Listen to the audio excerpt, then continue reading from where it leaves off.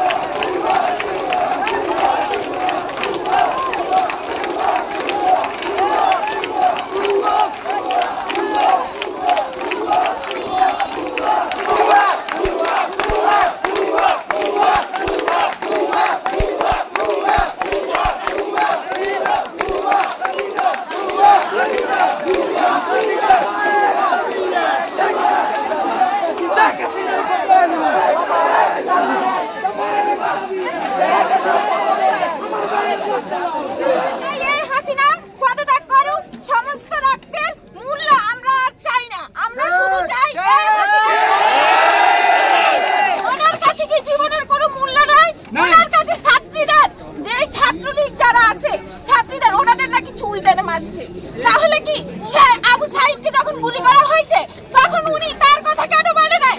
উনি খালি উনার লীগের কথাই বলছে। ছাত্রলীগ আমরা কি ছাত্রছাত্রী না? আমরা আমাদের বিচার চাই, হাসিনার পদত্যাগ চাই।